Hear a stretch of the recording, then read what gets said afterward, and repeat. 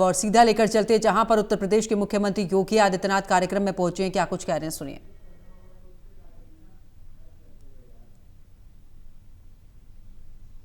को ला करके राष्ट्र रक्षा के अपने यज्ञ को संपन्न करो।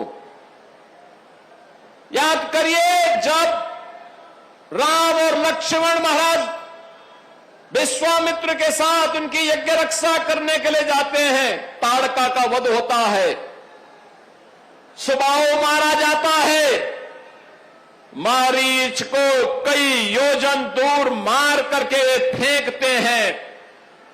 हमारा ये पूरा क्षेत्र राक्षसों से मुक्त होता है। गाजीपुर तब भी उस चीज का विजन देने वाला है। गाजीपुर ने तब भी उस आतंक के खिलाफ, उस लूट खसोट के खिलाफ, उस समय की उस अराजकता के खिलाफ एक संघनाद का नेतृत्व किया था। और याद करिए, आज भी देश की आजादी के आंदोलन रहे हो, देश स्वतंत्र भारत में भारत की सीमाओं की रक्षा करने की बात आती हो, अगर एशिया का सबसे बड़ा कोई गांव है तो अकेले गहमर में ही 12,000 सैनिक और अधिक सेना अधिकारी अकेले एक ही गांव में निवास करते हैं। एक ही गांव में 12,000 से अधिक सैनिक और सेनाधिकारी, 15,000 से अधिक अवकाश प्राप्त सैनिक और सेनाधिकारी एक ही गांव में रहते हैं, जिन्होंने देश की आजादी की लड़ाई में भी योगदान दिया। और स्वतंत्र भारत में देश की सीमाओं की रक्षा कैसे होनी है, 1948 में कबीलाई हमला हो, 1962, 1965, 1971, 1999 में कारगिल का युद्ध हो, या गत वर्ष ऑपरेशन सिंदूर के दौरान हमारे गाजीपुर के रणबांकुरों ने देश की रक्षा करने के लिए अपने आप में कभी पीछे नहीं हटे। ये है हमारी गाजीपुर की धरा। याद करिए, ये वही धरा है जिस पावन धरा ने एक बड़े अभियान को हमेशा नेतृत्व दिया। जब मैं बात करता हूं तो यहां पर 1857 के प्रथम स्वातंत्र समर में उस समय मेजर सिंह का नाम सुनकर के अंग्रेजों की रूह कांपती थी। वे इसी धरती से थे। डॉक्टर सी पूजन राय, भगवत मिश्र, ये स्वाधीनता सेनानी थे और देश की स्वाधीनता आंदोलन में इनकी बड़ी भूमिका थी। नेताजी सुभाष चंद्र बोस के द्वारा भारत की आजादी के लिए गठित आजाद हिंद फौज, उसमें गाजीपुर के दर्जनों युवाओं ने आजाद हिंद फौज के साथ जुड़ करके भारत की आजादी को आगे बढ़ाने में अपना योगदान किया था। और याद करिए, 1965 के युद्ध में पाकिस्तान के पैटर्न टैंक को ध्वस्त करने वाला बहादुर जवान भी वीर अब्दुल हमीद के रूप में इसी धरा ने दिया था, इसी गाजीपुर की धरा ने दिया था। 1971 के भारत पाकिस्तान के युद्ध में, याद करिए, 1971 के भारत पाकिस्तान के युद्ध में अपना शौर्य का परिचय देने वाले शहीद रामउग्र पांडे भी इसी पावन धरा से थे, जिनके शौर्य को देखते हुए मरणोपरांत उन्हें भारत का सेना के एक महत्वपूर्ण सम्मान महावीर चक्र से सम्मानित किया गया। बहनों और भाइयों, ये यहां की एक समृद्ध परंपरा है। राष्ट्र रक्षा, राष्ट्र भक्ति की एक समृद्ध परंपरा है, तो साहित्यिक क्षेत्र में भी हमारा गाजीपुर कभी पीछे नहीं रहा। गाजीपुर ने अनेक ऐसे महत्वपूर्ण नाम हैं जिन्होंने गाजीपुर को एक नई ऊंचाइयां साहित्यिक क्षेत्र में दी।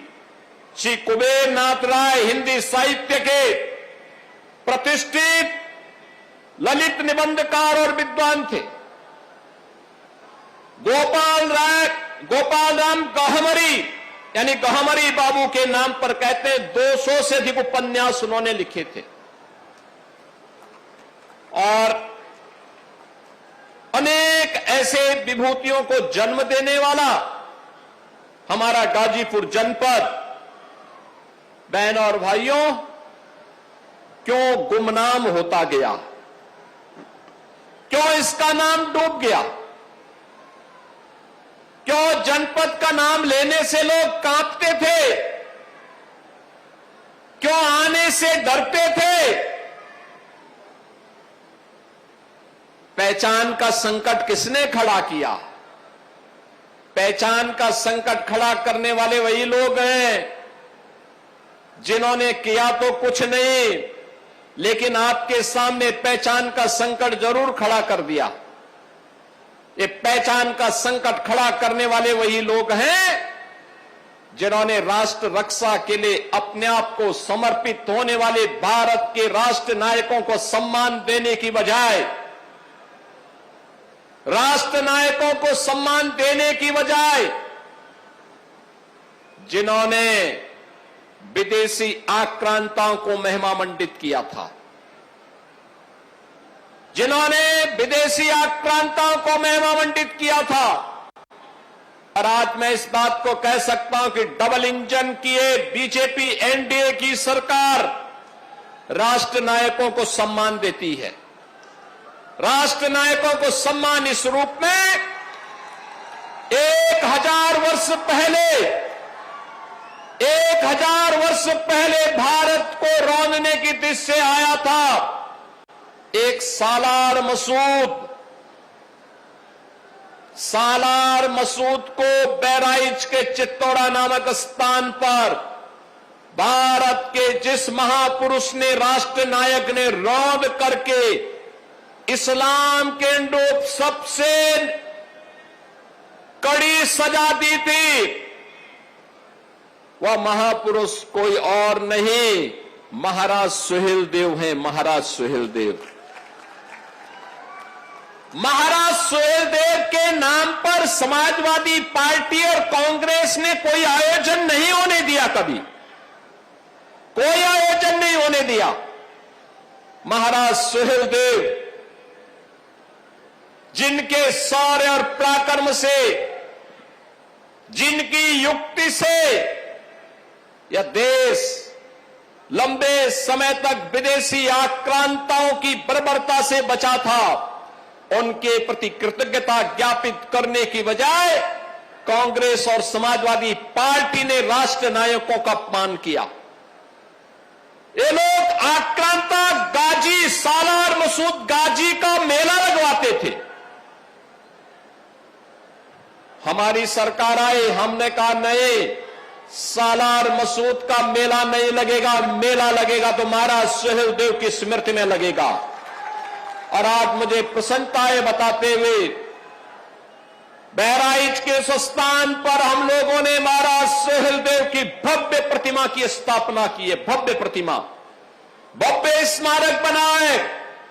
अब मेला लगता है, नौजवान जाते हैं, भारत के राष्ट्र नायक के रूप में महाराज सुहेलदेव को सम्मान देते हैं। महाराज सुहेलदेव के नाम पर हम लोगों ने बहराइच में मेडिकल कॉलेज का निर्माण किया है। आजमगढ़ में विश्वविद्यालय का निर्माण किया है। और प्रधानमंत्री मोदी जी और उस समय के केंद्रीय मंत्री और यहां के सांसद, इस समय जम्मू कश्मीर के लेफ्टिनेंट गवर्नर माननीय श्री मनोज सिन्हा जी ने गाजीपुर से आनंद विहार के बीच में सुहेलदेव सुपरफास्ट ट्रेन का संचालन करने के साथ साथ महाराज सुहेलदेव के नाम पर डाक टिकट भी जारी किया। बहन और भाइयों, जो देश, जो समाज अपने राष्ट्र नायकों को सम्मान देता है वही आगे बढ़ता है। जो अपने राष्ट्र नायकों का अपमान करता है, आक्रांताओं का सम्मान करता है, उसका कोई भविष्य नहीं होता। देश के भविष्य को डुबोने के लिए कांग्रेस और समाजवादी पार्टी के द्वारा किया गया पाप, ये पहचान के संकट के रूप में हमारे सामने था। कैसे नाम बदलते थे? बाबा साहब भीमराव अंबेडकर के नाम पर बने हुए मेडिकल कॉलेज का नामकरण समाजवादी पार्टी ने बदल दिया। कन्नौज के मेडिकल कॉलेज का नाम बदल दिया। लोकमाता अहिल्याबाई होलकर, जिन्होंने देश के अंदर सुशासन का और भारत के मानबिंदों की पुनर्प्रतिष्ठा का एक अभिनंदनीय कार्य किया था, लोकमाता